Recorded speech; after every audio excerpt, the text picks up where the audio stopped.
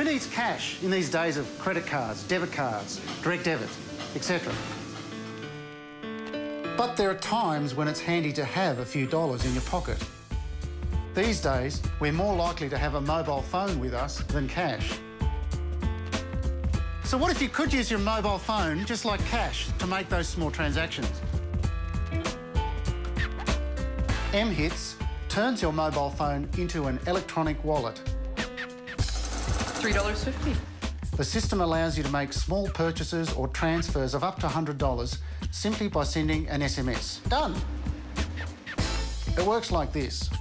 Set up an account with mHITs, transfer money into it, then whenever you want to buy something or pay someone, you simply send the funds via SMS text message. mHITs not only means less bulk in your pockets, it means one less thing to remember when you're going out. Please welcome from Canberra, Harold Dimple. Hey, Harold. How you going? Good. Now, this is a clever thing. A really good example is, you know, if you're at a building site or in an office and one person goes to get coffees for 8 people, and they can all send a little text message. You know, and they go, oh, I've only got a $50 note, sorry, mate, and you end up and it's horrible. But they can send you a text message for the exact amount of their soy, chai, latte, decaf or whatever.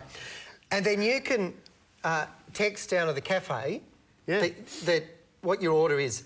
And then when you get down there, or even before, you pay by... You send a text message, say it's $18.20. Is this right? And it goes via the... system. Yeah, your mHITs account. And that you might have a balance of a particular amount that's there, and then that instantaneously goes back to the cafe. And the money is transferred from your account to their account. And then it prints off a receipt. Prints off a receipt. Receipt comes out. I say thank you very much, Harold. There you are, sir. And you give me the here's your coffees. And there's been no cash, nothing floating around. Come over and have a coffee. Whoops, drop them. Oh, coffee everywhere. And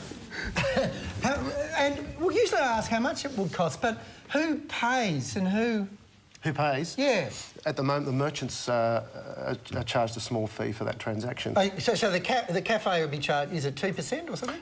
It's 2%, minimum 25 cents per transaction. OK, so a $20 bill, they'd be paying 40 cents. Oh, yeah, about that. Yeah, OK.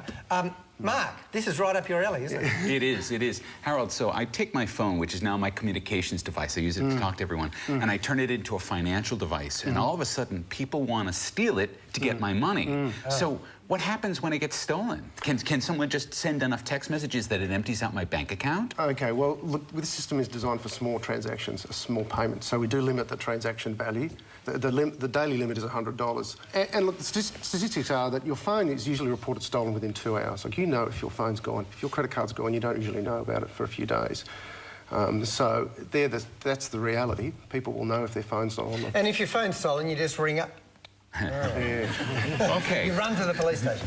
So if I want to text money, say, to Alison, and I'll say, OK, pay Alison. The thing is, I have to know Alison's number, and I don't remember Alison's number because no one remembers numbers anymore. No, what's in your contact They're all list? in our contact list. And instead, I put in Christine's number. Is there some way I can undo that and get the money back? I'll keep it. No, you didn't get it. Christine got it. You're coming to me for the money. Well, not at the moment. We don't have an automatic reversal. But we can deal with those sorts of issues. And can I use a nickname? Can I instead say pay $5 to Alison rather than putting in her number?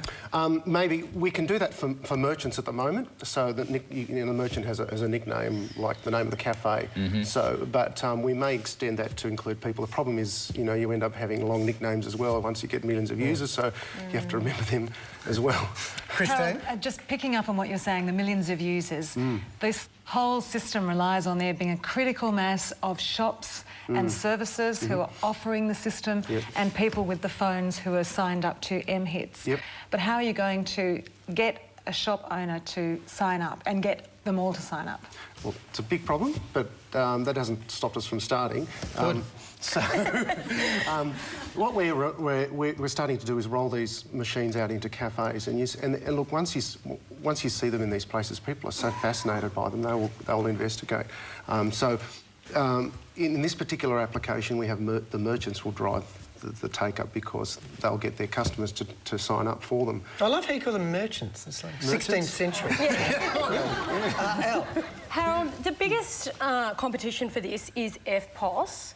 What's the clear benefits of this over FPOS? Well, with the FPOS transaction, it's quicker, I reckon. It's sort of dumb. All you're transacting is an amount, whereas with this system you can convey information with the purchase, and order information, coffee details, things like that. Simple stuff, which you cannot really do via credit card or debit card systems. So there's some intelligence in the system. With cafes, you'll find most people have a relationship with their cafe, so they know what they order, they know the amount. They order from the same place every day. So that's what That's you're where it'll relying on. get. All right, summing up, Mark. Harold, in the developing world, they've had these sort of mobile banking systems around for several years now. In fact, they work really well in countries that don't have a well-established banking system. But now you've actually managed to bring it to a developed country like Australia. It's amazing.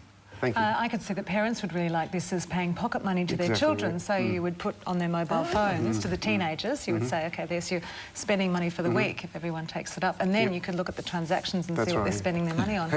See, you want Big Brother, I can do Big Brother. Well, you think city with this, but in fact, country areas are actually more cashless than cities, in fact, because, you know, banks are closing down, ATMs are miles away. You know, you want to pay Farmer Tom for his eggs. Quick, as long as we've got good mobile coverage. Yeah, exactly. Could be the way of the future. Please thank Harold Dimple. Thank you very much, James. Harold.